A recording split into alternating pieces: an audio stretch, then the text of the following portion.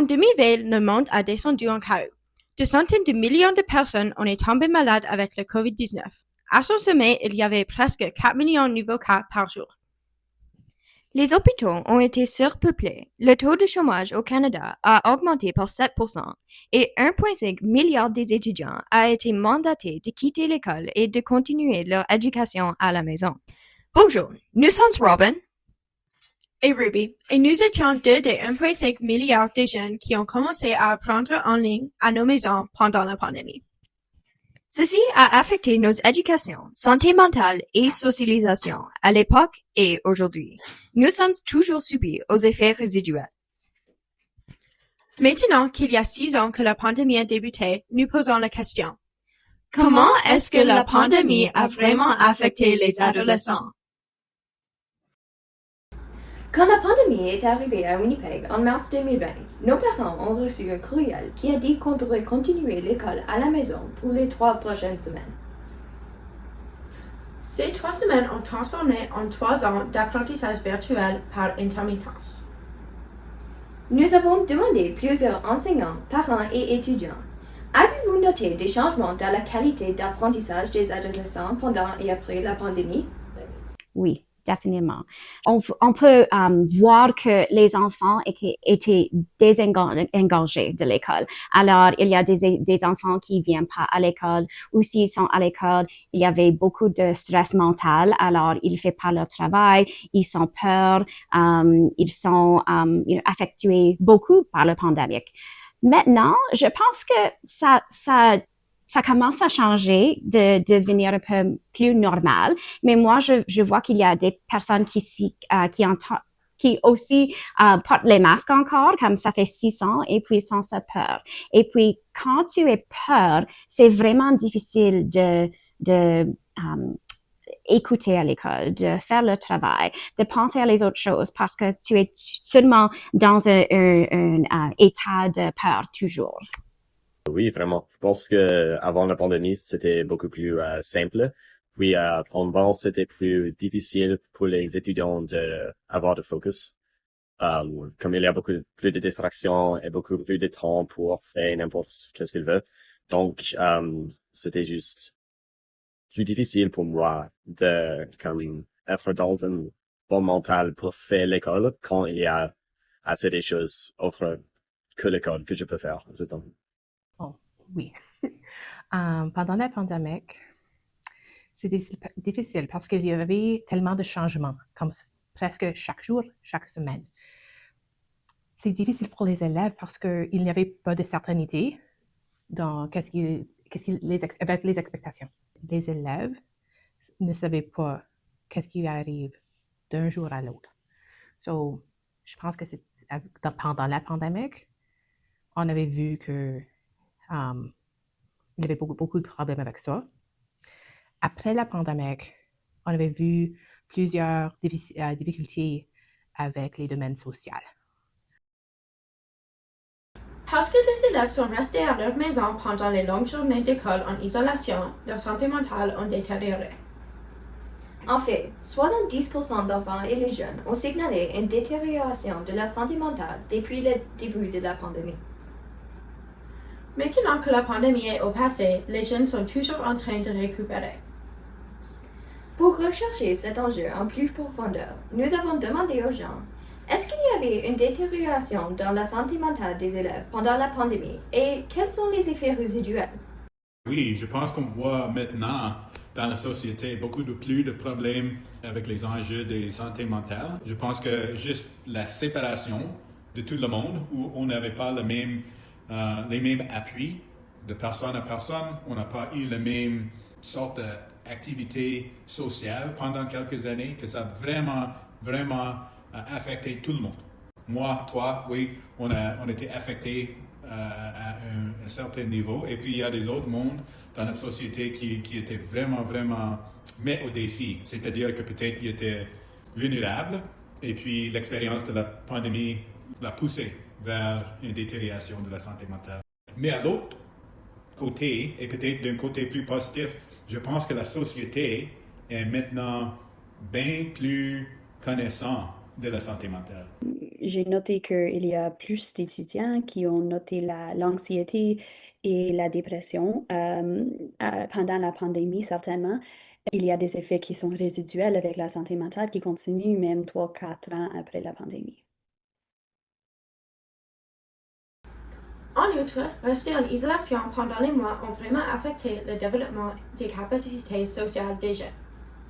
Durant cette période critique de développement des outils sociaux fondamentaux, les adolescents n'avaient pas l'occasion de parler avec leurs pairs. Donc, comment est-ce que rester à la maison pour de longues périodes de temps pendant la pandémie a affecté les capacités sociales des jeunes? Surtout que ça fait 13 ans que j'enseigne dans le même contexte. De plus en plus, je vois que mes élèves arrivent un petit peu plus, je dirais, d'après moi, immatures. C'est comme le manque social où ils ont pu apprendre avec leurs amis et comme faire des fautes, mais apprendre de les fautes. Tandis qu'être à la maison, vous étiez seul. Peut-être qu'il y avait un petit peu plus de YouTube et de TikTok où tu vois d'autres gens faire des choses drôles, mais que ce n'est pas acceptable dans un milieu scolaire. Les installations récréatives, les parcs et les bibliothèques sont des lieux de rassemblement importants dans les quartiers qui contribueront à créer des liens sociaux sains et à renforcer les collectivités. Pour de nombreux adolescents, la pandémie a limité les possibilités d'utiliser ces espaces.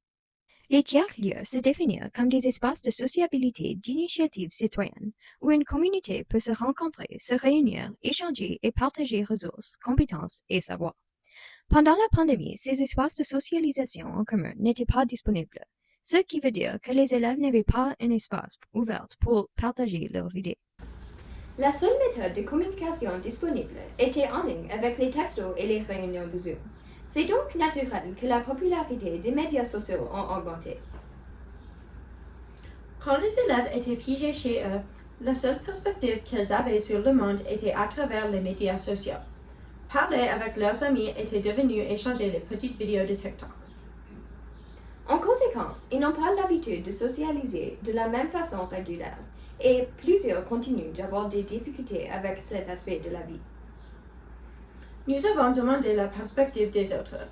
Est-ce que l'utilisation des médias sociaux pendant la pandémie a affecté les capacités sociales des élèves à l'époque et au présent? Alors, à cause qu'on a été forcé d'être séparés et d'utiliser la technologie, surtout avec la communication, cela aujourd'hui, après la pandémie, c'est devenu vraiment la norme. Alors, je trouve de ce côté-là, les élèves, mais pas juste les élèves, la société en général a vraiment été transformée avec la forme de communication. Et je crois, en conséquence, ces relations étaient vraiment différentes. Il y a moins de relations physiques et je trouve que c'est plutôt des relations virtuelles. Et d'après moi, je trouve que ça c'est arrivé trop vite. Une chose, c'était un avantage à le temps d'avoir un outlet, une place pour parler avec vos amis et d'avoir les choses sociales. Mais c'était, dans ma vie, it should have been temporary. Mais maintenant, c'est quelque chose de permanent. On voit qu'on a cette addiction maintenant à la chose sociale, le média social, et puis c'est quelque chose qui continue maintenant. Mais on a les opportunités maintenant d'aller à les places avec nos amis, avec des autres personnes. Mais il y a des personnes, les jeunes personnes qui font le choix de rester à la maison, de rester dans un groupe, mais sans sur leur téléphone, au lieu d'avoir des conversations avec les autres personnes. Tout cela considéré, la pandémie et toutes ses séquelles avaient un effet grave sur les jeunes. Quand l'école s'est rendue en ligne, les élèves avaient les grandes difficultés avec la technologie et avec leur concentration. La transition de l'école en personne à l'école en ligne était très difficile pour plusieurs.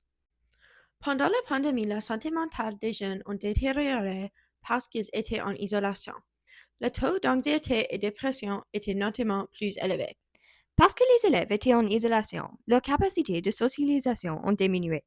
La seule façon dont ils pouvaient communiquer était en ligne avec les médias sociaux, ce qui n'a pas préparé les jeunes à communiquer en personne. Durant la pandémie, notre pays Canada a essayé d'appuyer les jeunes en offrant 15 millions de dollars pour le programme pour les étudiants en apprentissage parmi les autres efforts. Mais quand nous regardons d'autres pays, nous voyons des exemples d'autres systèmes qui avaient plus de succès. La Suède en particulier a fait un excellent travail pour soutenir les jeunes pendant la pandémie. La Suède a pris la décision de garder les écoles primaires ouvertes durant toute la pandémie. Ceci a interdit une perte d'apprentissage. Aujourd'hui, la Suède se classe régulièrement très élevée dans les classements mondiaux en santé mentale et éducation. Avec tout cela dit, comment est-ce que nous pouvons suivre leur exemple et aider les élèves à récupérer après la pandémie?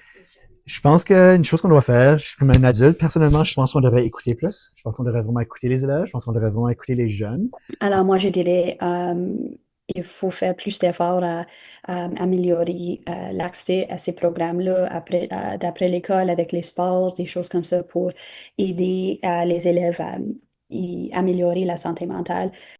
Alors j'espère qu'on trouverait une façon d'encourager les jeunes de prendre soin de eux, de parler avec leurs médecins ou des autres experts s'ils ont des grands défis au niveau de la santé mentale, mais aussi de partager un message d'inclusion.